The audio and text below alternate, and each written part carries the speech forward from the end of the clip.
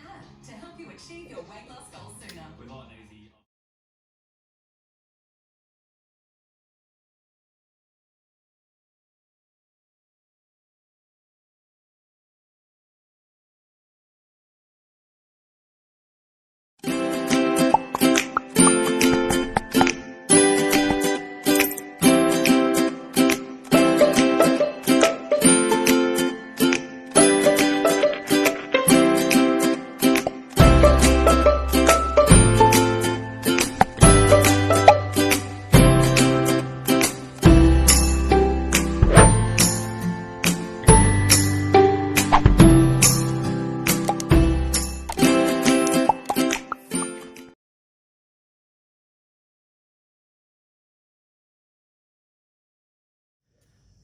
Good afternoon, guys. Welcome back to my channel, GHENG Kitchen's Vlog.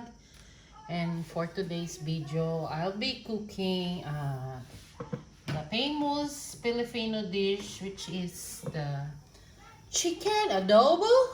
Yun, guys, magluluto ako ng chicken adobo, Filipino style, or chicken adobo a la GHENG style. And for this adobo, I have here my red and white onion, and I have here my jalapeno. I'll be using lemon, and this is my chicken salt. I'll be putting also a brown sugar kasi kaming family, magpapamilya, is we wanted a little bit of spicy and a sweet style adobo. And I have here the black pepper, the bay leaf, and the garlic. I already boiled the eggs, and this is the egg. And I'll be using the chicken wings. And here is my soy sauce. Syempre, ito yung pinaka main ingredients ng ating adobo. And yung ating oil, ayun guys. Optional lang yung lemon, kasi yung typical na Filipino adobo is they're using only vinegar. Or yung iba is they're using calamansi. Pero ako, I'll be using lemon kasi I have a lots of lemon dahil binigyan ako ng ayuda ng aking mga friend. So, kaysa sa matuyo siya, gagamitin ko na lang, di ba? Para hindi siya nasasayang. Ang ganda ng lemon ko, guys. Tingnan nyo. Ang nipis ng balat, para lang siyang calamansi juice. Napaka dami niyang juice. So, yan, guys. We're gonna start our chicken adobo at my kitchen. We will start now. Yan. Mapapansin nyo, guys, nakikita nyo ba yung ginawang banana bread choco ng aking ate, si Ate Angel. Ano yung ginamit niya doon? Oatmeal, tapos nilagyan niya ng yung banana and chocolate. Very soft siya. Para siyang brownies na di mo mawari kasi malambot siya eh.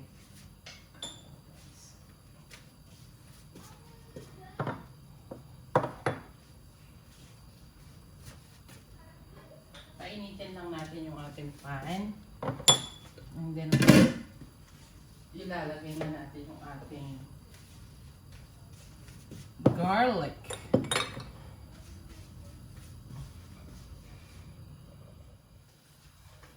Mainit na yung ating mantika. We can put the garlic now. Ayan.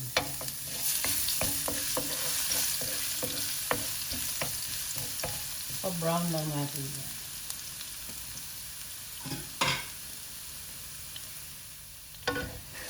Next natin is yung ating onion. Nagbababag na naman na onion, guys. Alam niyo naman kami. Gusto namin laging kumpleto yung pangkapat. Diba sabi ko nga, mura lang yung onion dito. So, para malasa yung ating mga ginigisa, kailangan maraming garlic, maraming onion. Kasi ito yung nagbibigay ng lasa. Diba guys?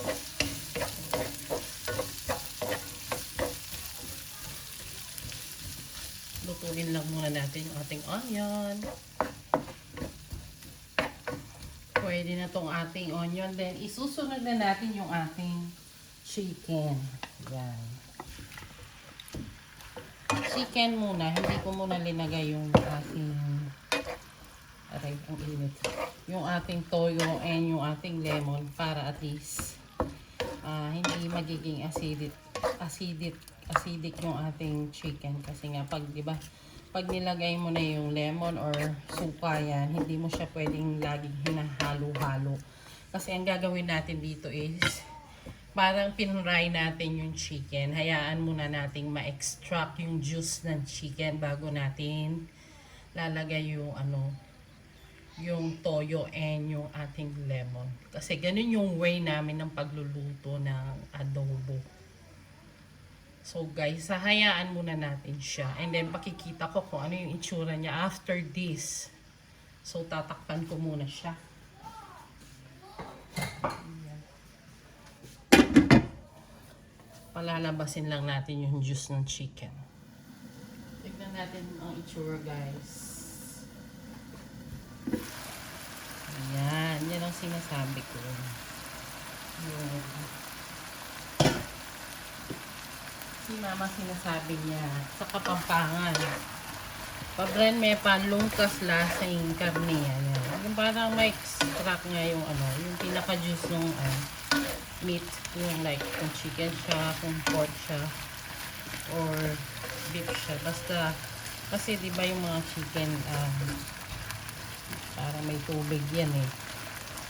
So yan, ganyan na yung itsura niya. So pwede na natin ilagay yung ating bay leaf, yung ating peppercorn, and then yung ating suka. Ay, suka hindi pala, lemon pala to, sorry. Lemon yung ginamit ko. Nasanay kasi ako yung typical na adobo is yung, diba, yung suka yung ginagamit. And then lalagyan na natin siya ng toyo. Ayan. And then yung apoy lang natin dito is dapat mahina lang. Para talagang hindi mabibigla yung ating chicken. Hindi ko muna siya hahaluin. Tatakpan ko siya ulit. Napakasimple lang ng adobo pero di ba napakasarap niya, kaya nga very famous siya and like ng mga foreigner yan, di ba, yung mga dayuhan pag nagbisita sa Pilipinas. They like the adobo. It's either pork adobo, chicken adobo. Yeah.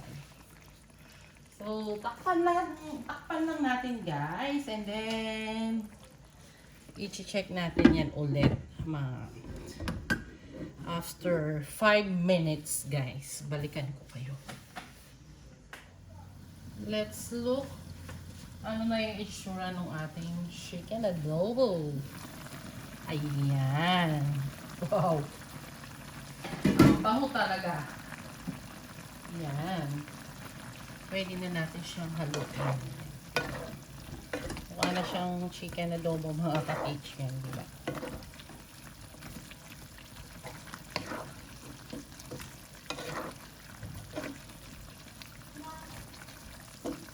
Makikita niyo guys yan. Wow. You can also put the brown sugar para kumakapit na talaga yung lasa sa ating chicken and yung ating chicken salt. We're gonna taste it later kung nag-complement na ba lahat yung mga ingredients na nilagay natin. Mga lemon, sugar, nagkalasa na ba yung ating bay leaf, yung ating chicken salt, sakto na ba? We're gonna check it later. And then we will simmer this again for another 7 to 8 minutes. And then, tapos na tayo. Ganun lang kasimple yung adobo, di ba guys? Wala mang kahirap-hirap siya. Basta nilagay mo na yung toyo. And then, yung pampaasim na gagamitin mo. Pakuluin mo lang, patuyuin mo lang. Then, we have a yummy adobo. Later ko na rin ilalagay yung ating boiled egg kasi, di ba, napakulo naman yun. Kumbaga, add-on na lang kasi yun. Hindi rin ako naglagay ng potato. Gusto ko kasi yung ano, yung basic lang na chicken adobo. But you can, some are putting potato. Pero ako, basic lang. Basic adobo lang yan. And, lagyan pala natin ng ano, ground pepper. Kasi kanina pepper kung yung nilagay natin. Ayan.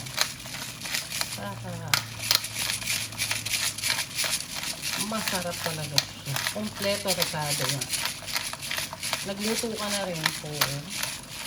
Sarapan mo na, diba? Para laging ginaganahan yung mga kain.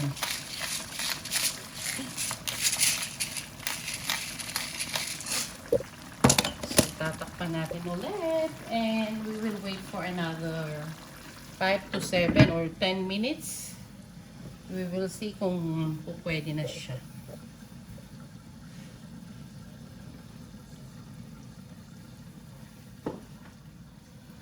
This is it, pansit, guys! Check na natin. Oh my! Talaga naman. Naku, sabi nga ni Ate Lods. Oh my goodness. Sumiksik ng gusto sa ilong ko yung aroma nitong adobo ko. Yan. Titikman natin, guys, ha? Oh.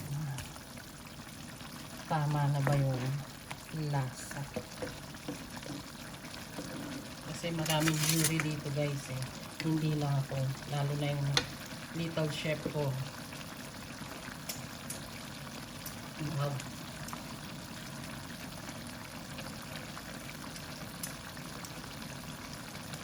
Kunti pang ano.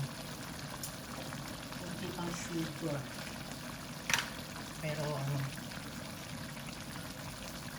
tama na yung ano, asim at alat niya. Ayan.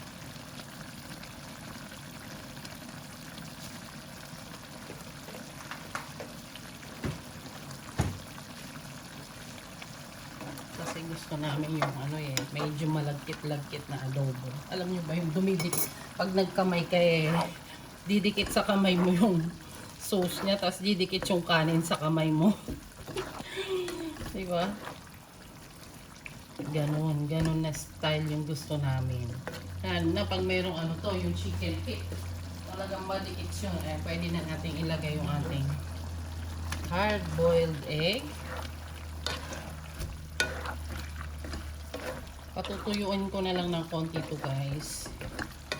Eh, pwede na tayo. No? Kahit hindi naman kailangan masabaw na masabaw to, diba? Pero yung iba, sabi nga nila yung iba, sabaw pa lang ulam na. Eh, since, ano, 4 lang kami, kaya kahit hindi na masyadong masabaw. Importante yung ano, nuot na yung lasa. Tikman natin ulit. Bago ko tawagin yung aking little jury. Kasi ano yun eh, magaling yun. Mark, come here. Hey, Mark. You taste this one. You taste my chicken adobo. Okay, fine. Hindi niya ako tinulungan na naman ngayon, guys. Ano kasi sinabi mo? Why did you not help me? Ha? Ayun siya. Bakit hindi mo ako tinulungan? of You're busy with your tablet, right? Cute niya, no? Oh, taste mo. Tell me, ha? yeah, Oh, how does it taste? good. Oh. I'll give you a 9 out of 10. Ha? 9. 9 out of 10? Hindi siya perfect score? Why? Ha? Yeah, leaf. Yung bay leaf, syempre yan. Nilagay ko na rin yung ating jalapeno, guys. So, hindi ko na siya tatakpan para malesen na yung sabaw niya. Patutuyuin na lang natin. Luto na to, guys. You did not give me a perfect score. I'm sad, Baba. You're so unfair. You're so unfair talaga. Sorry. It's my first time not to get a perfect score from you.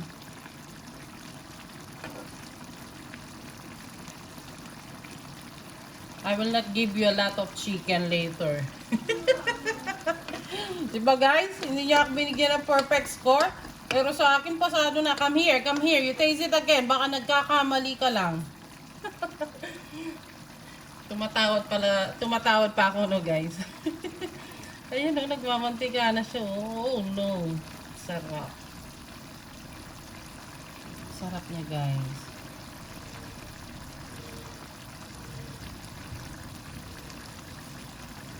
Talagang pag ganito yung ulam, laging extra rice. Sa bagay, araw-araw halos extra rice sila rito. Grabe. Nawala na nga sa vocabulary ng hubby ko yung word na diet. Nagagalit na siya sa akin. Hindi na niya ma-start yung pagda-diet niya sa kakaluto ko daw, nakakaluto na ganyan. May anong magagawa ko talagang pag nagluto ako, ganyan naman talaga yung proseso. Ganyan naman talaga ang lasang kalalabasan, di ba?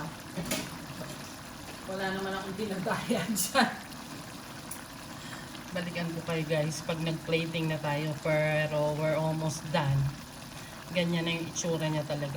Ito transfer ko na lang sa plate niyan pag talagang medyo tuyo-tuyo na siya ng konti.